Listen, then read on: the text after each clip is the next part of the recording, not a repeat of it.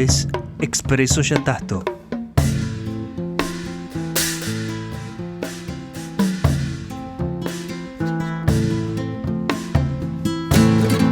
Un podcast de Acervo Yatasto.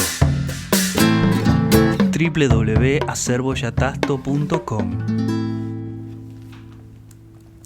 En el episodio de hoy, Mary Shelley y sus monstruos, la sombra de Frankenstein. Ocurrió en 1816, durante un verano húmedo y desapacible. De hecho, fue el año que sería recordado con el nombre de El Año Sin Verano.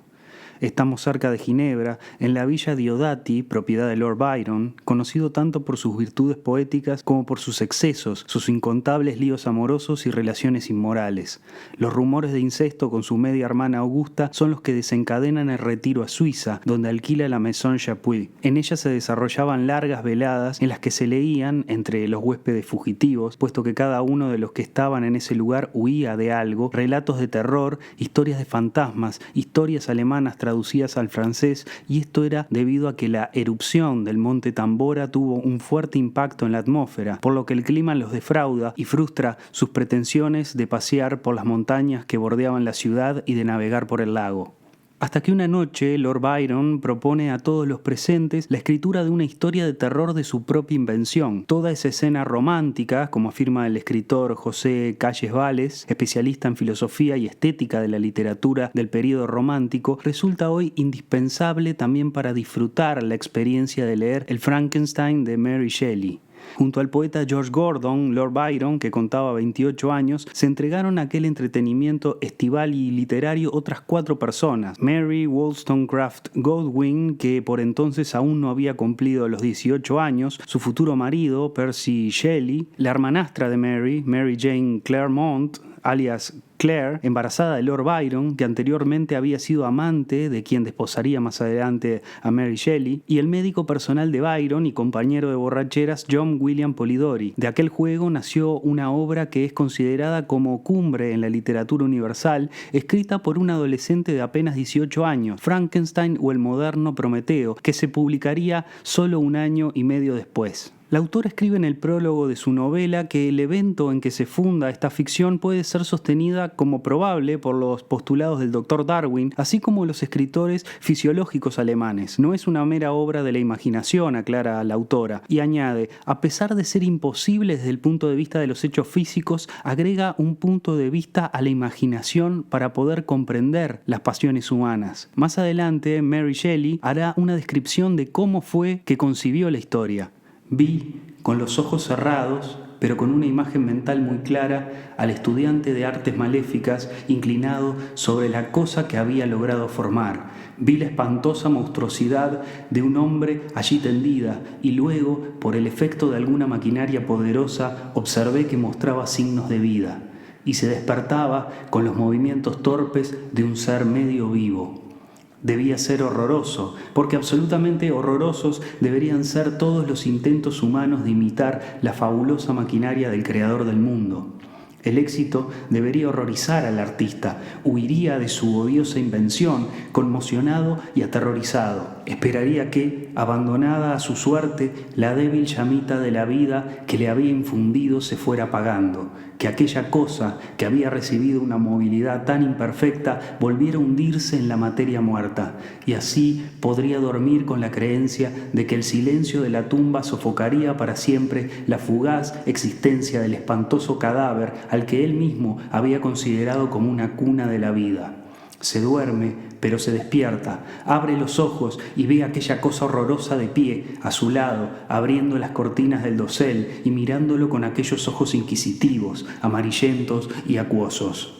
En este aspecto, Mary Shelley se inserta en la tradición romántica. Torodov, cuando estudia la obra del pintor Francisco de Goya y Lucientes, y la transformación sufrida por el artista tras un quebranto de salud que casi le cuesta la vida y que sería la piedra fundamental del arte romántico, llega a la siguiente conclusión: lo imaginario no es lo contrario de lo real, sino la mejor vía para acceder a lo real. A partir de ese momento, Goya comienza a pintar algo más allá de cuadros por encargo. Por primera vez se ve empujado solo por la exigencia interior, por la necesidad de expresarse. En efecto, Goya se aferra en arrastrar lo invisible hasta el mundo de lo visible, en darle forma a los fantasmas que pueblan la mente humana. Y estos fantasmas no proceden solamente de las supersticiones del pueblo llano y de los curas retrógrados de su tiempo, sino que forman parte de las pasiones humanas, pasiones que todos comparten y que constituyen una parte inextirpable del hombre. Es preciso señalar,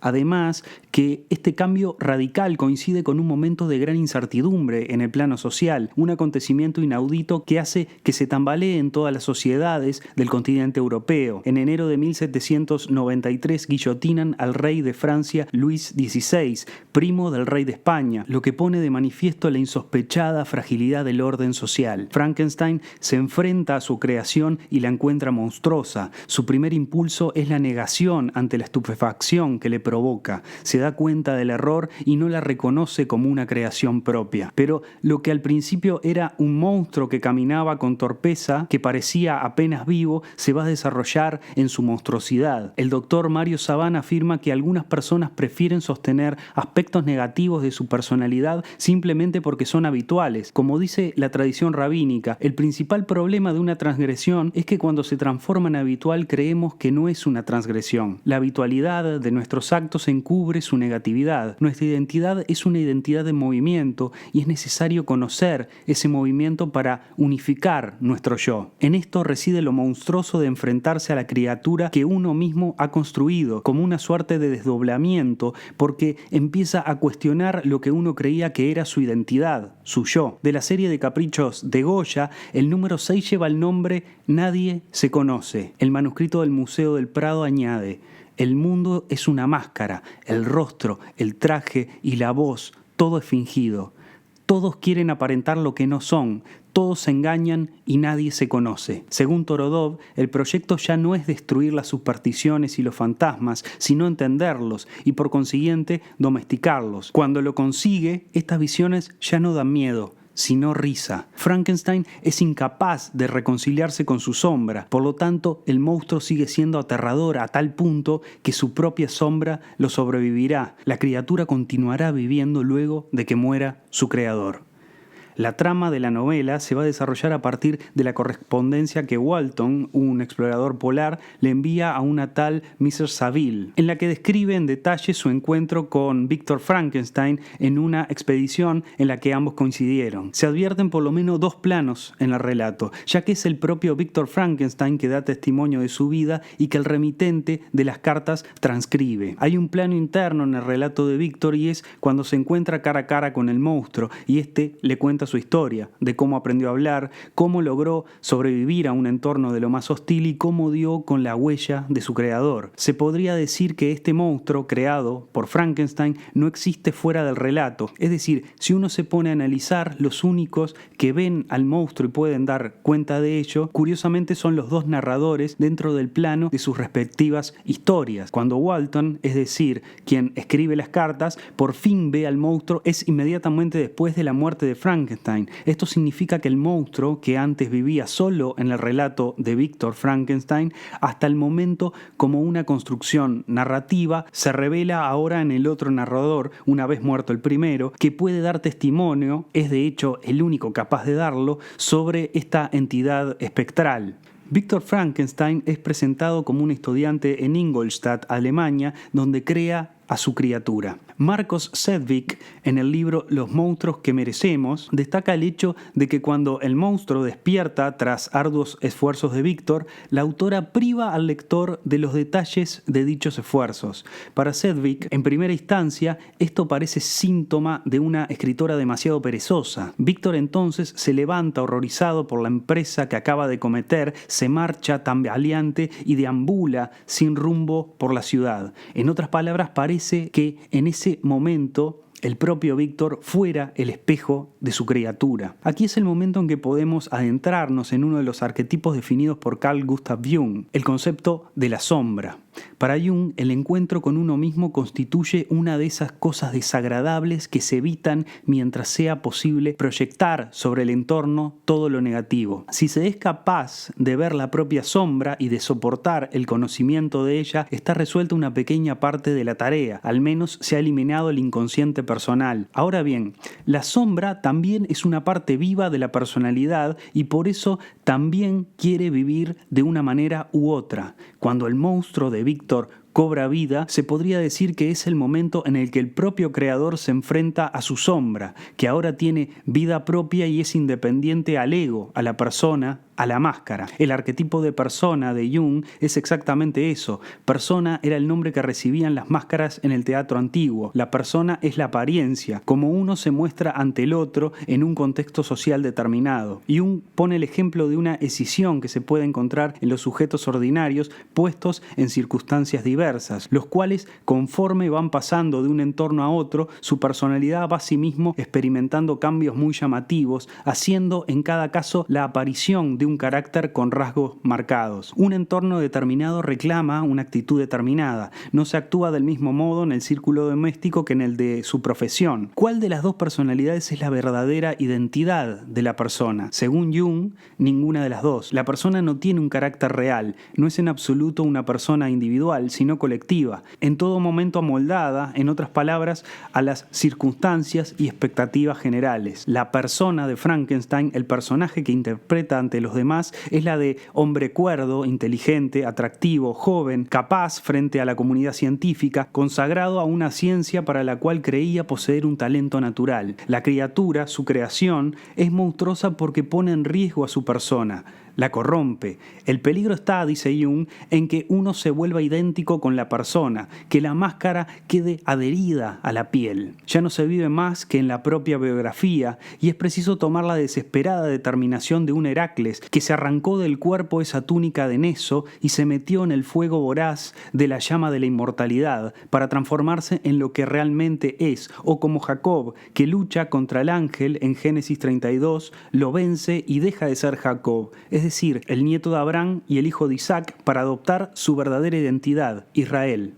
Entonces, volviendo al relato, podemos entender la transgresión de Víctor Frankenstein, que frente a la sombra, en lugar de integrarla, decide huir de ella para mantener su persona, su máscara, y no ser quien realmente es. Incapaz de soportar el aspecto del ser que había creado, eché a correr fuera de la pieza y continué por largo rato caminando en mi dormitorio, incapaz de conciliar el sueño. Por fin, la lasitud sucedió a la agitación y me arrojé a la cama vestido, tratando de encontrar algunos momentos de olvido, pero en vano. En realidad dormí, pero fui asaltado por los más horribles sueños. Luego sale a la calle y se encuentra con su amigo de la infancia, Henry Clerval. La conversación que intercambian le hace olvidar lo sucedido por unos instantes hasta que el monstruo vuelve a su memoria. Entonces le acomete el siguiente pensamiento: temía encontrarlo al monstruo, pero temía aún más que Henry lo viera. Según Jung, no es posible eliminar la sombra demostrando su inexistencia, ni con sutiles argumentos transformarla en algo inocuo. Este problema resulta de una dificultad desproporcionada. No solo pone a la defensiva al hombre en su totalidad, sino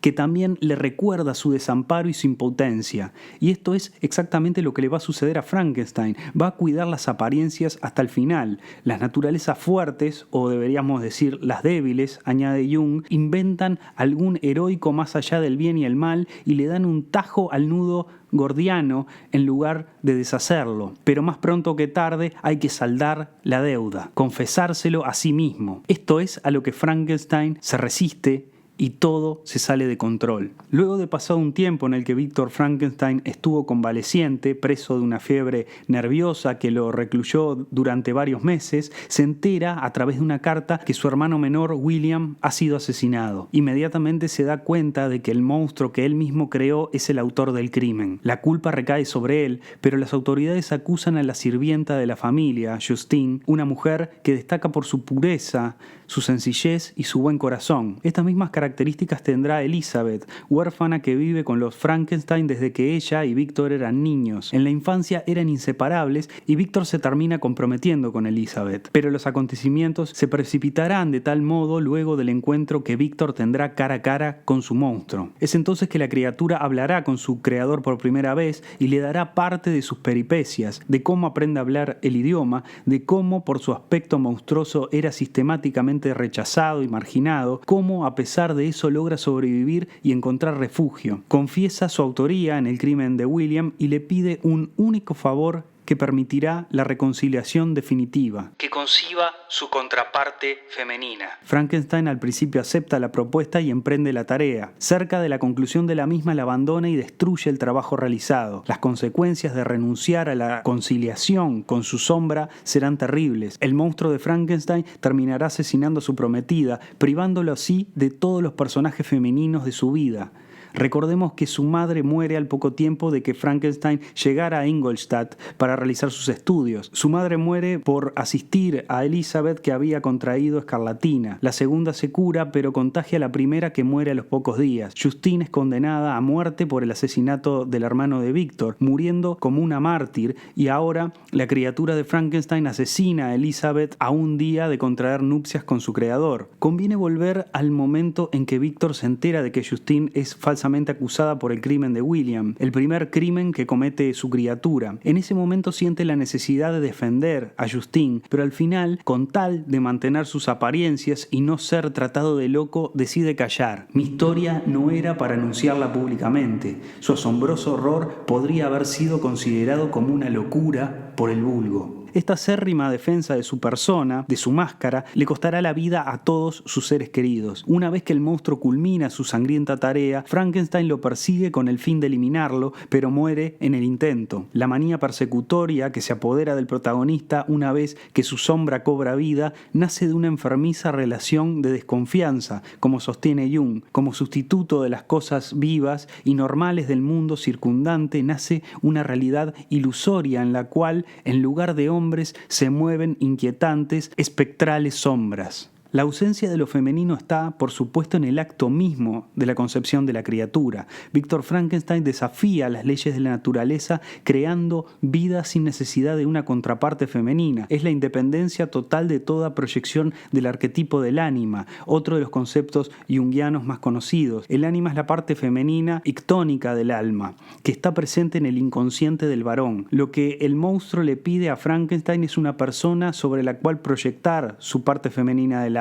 La proyección es un proceso inconsciente, automático, mediante el cual un contenido inconsciente para el sujeto se traslada a un objeto, apareciendo así como si perteneciera a este. En lo inconsciente, sostiene Jung, hay preparado un contenido de gran tensión emocional que será proyectado en un momento preciso. Ese contenido es el motivo de las sisigias, las parejas de dioses masculino-femeninas, es decir, con un elemento masculino aparece siempre el correspondiente elemento femenino. Cuando Frankenstein se niega a construir el monstruo femenino, se vuelve de nuevo a esa relación de espejo con su sombra. El monstruo le quita a su creador su contraparte femenina sobre la que él proyectaba su ánima. La incapacidad de Víctor de no solo integrar la sombra, sino también del desequilibrio entre ánima y animus, pone en conflicto el proceso de individualización del yo. De hecho, Frankenstein muere fragmentado y su sombra lo sobrevive. El concepto de individualización está estrechamente entrelazado con otros conceptos, principalmente con ego, self y síntesis. Jung definió al ego como el centro de la conciencia, resaltando sus limitaciones y diferencias con la personalidad total. El ego se relaciona con cuestiones tales como la identidad del individuo, la conservación de su personalidad, la persistencia a través del tiempo, el conocimiento de la realidad y la mediación entre el reino consciente e inconsciente. No obstante, es una instancia psíquica que responde a las necesidades de otra que le es superior, el self, o también llamado el sí mismo, principio organizador de la personalidad entera. En el libro Psicología y Alquimia, Jung sostiene que el sí mismo es el centro del proceso de individualización, en el que se alcanza la totalidad de la psique. El sí mismo no solo es el punto central, sino que además comprende la extensión toda de la conciencia y de lo inconsciente. Es el centro de la totalidad, así como el yo es el centro de la conciencia. Jung distingue 7 etapas o fases en el proceso de individualización.